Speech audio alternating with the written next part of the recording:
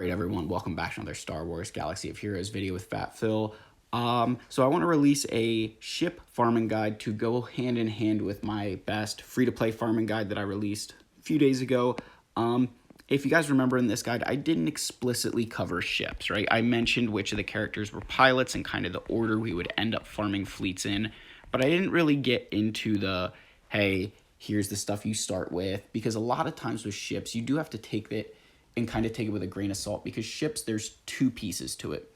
Yes, you need the pilot, but for a lot of this ship challenges and things like that, it's all about just having them at certain star levels. And so what we want to do is get you guys to the point that you can get through those challenges, check that box, and then move on to the next one without investing too heavily inside of ships that will kind of be back burner fleets for you until a later point in the game. Before I go any further, if you haven't already, please smash that subscribe button, leave a like, leave a comment, let me know what your thoughts are, let me know if you think I'm, on the mark or whether you think I'm missing out on something. I'd love to hear from you guys. I try to respond to all the comments I get, and I really just appreciate all the love and support we've been getting on this channel. We have been growing rapidly, so it's been awesome to see. With that, let's head into the guide here. So the first goal we're going to hit for in ships, right? Like, you're just going to get some ships early on, but the first thing to focus on is Zetas, right? So the Zeta challenge inside of ships is the most important thing that we can go for. So if I back out here and I go into my fleet challenges, you see that for ship ability materials, right, which are Zetas, right, everything else, to get this, you need the Executrix at 6-star or higher, and then you need 6 non-capital ships.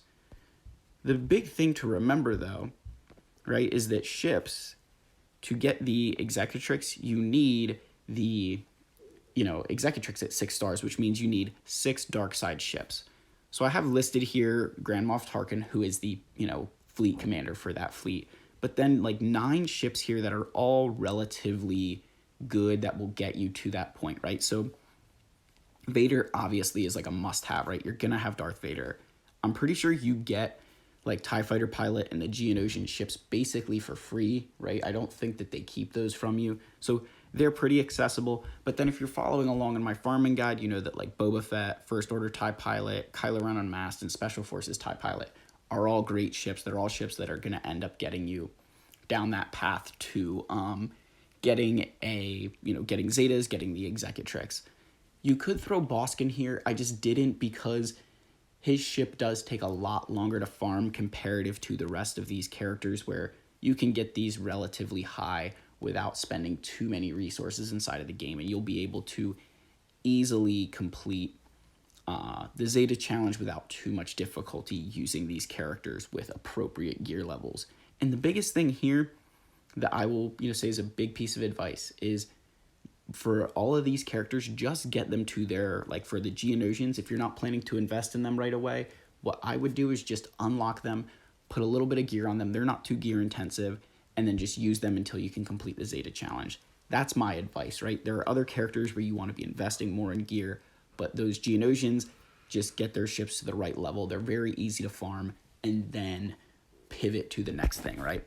Because you can always come back around and add gear to them later on down the road. So just keep that in mind. So once we get Zetas, we want to focus on getting the Chimera. The Chimera is a very good ship. It requires the Phoenix characters, Admiral Akbar fleet, and then just one other rebel ship. It's not a overly intensive process.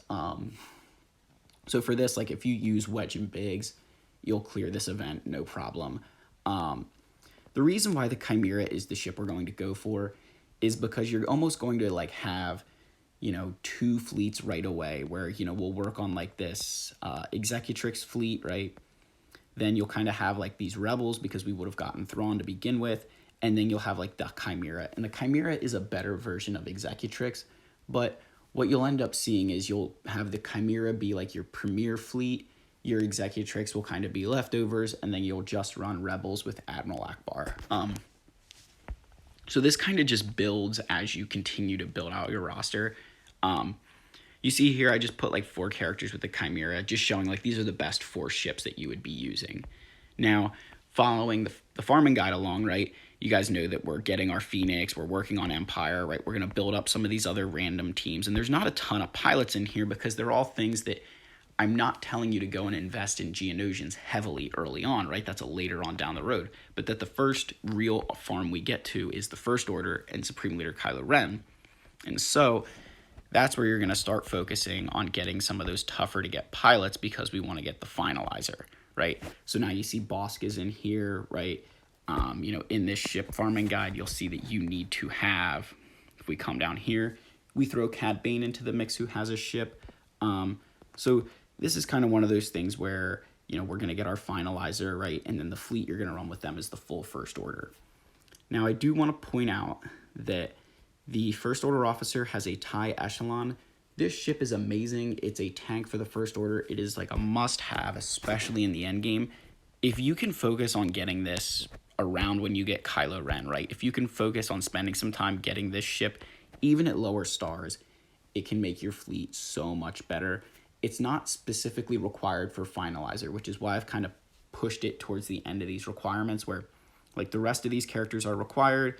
You need to have your bounty hunters and Vader up and running. So it is something that it's not necessary, but again, like I try to tell you guys, building it makes your roster that much better, that you don't then have to put Bosk with your finalizer, that you can have another fleet with Bosk in it that's even tougher to take out. So that's just something that I really think is important to note in ships, is that you don't always need crazy stars on all of your ships right away. You just need to have them, get them unlocked, and get the best use out of them possible. So then our 3 fleets at this point, right, you'll have the finalizer, you're going to have like an Empire Chimera fleet, you'll probably run bounty hunters with that, and then you'll have like Geonosians left over somewhere, and then like some random rebels, and that as you're building more and more down the road, you're going to have better and better fleets.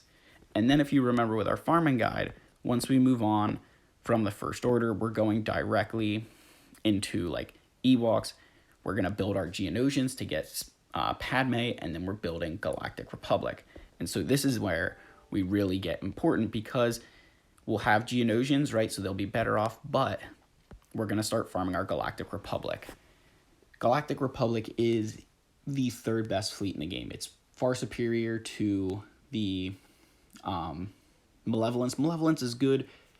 Just the Negotiator is a better defensive team than the Malevolence is. Malevolence does have a lot more off-meta counters, I will say. Like, the Malevolence can counter the Executor with the right RNG. It can also counter Profundity, where I think the Galactic Republic fleet would struggle with that. However, early on, you're not facing those fleets, so the Galactic Republic fleet has a lot more to offer. And for this, you can only spend Guild Event Currency 2 to earn these shards for the Negotiator. So what I would personally do is just get this to 7-star right away.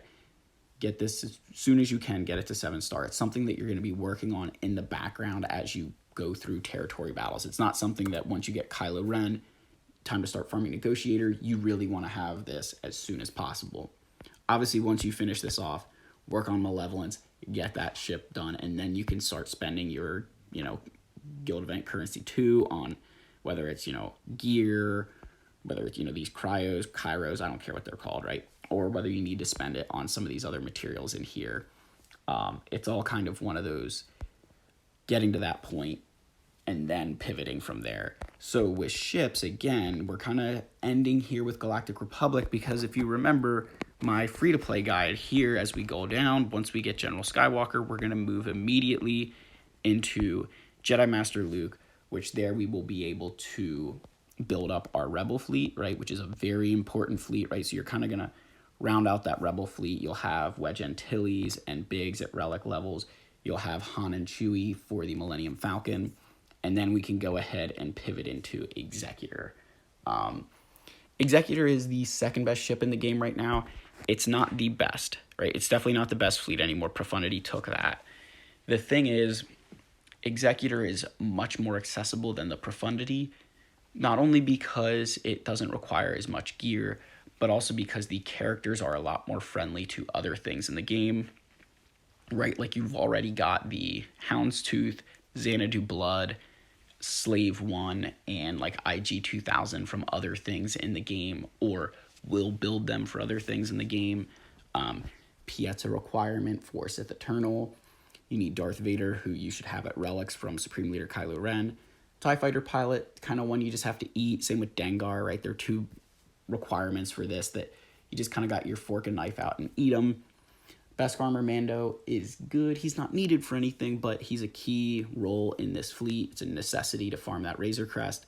So, you know, in this ship farming guide, once you move on from Galactic Republic, again, all in on our Executor. We're going to work on those wrecks. We're going to get them through, and that way you're earning more and more fleet currency, and in, you know, Grand Arena, territory battles, you're upping your performance.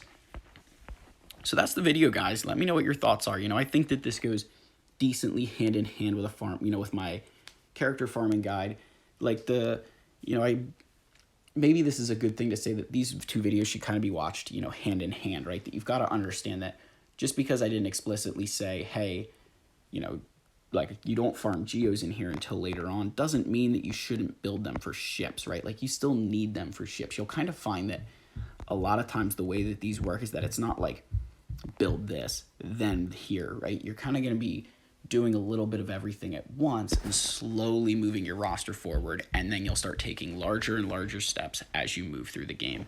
So hopefully this helps you guys get through ships, navigate through them faster. Again, if you are still watching right now, go ahead down in the comments and say, you know what, we'll go with, you know, General Hux here, and we'll say more. So, yeah, comment, or no, not more, bow to the First Order, that's what he says. So, yeah, go ahead in the comments, leave bow to the First Order, and I will see you in the next video. Cheers.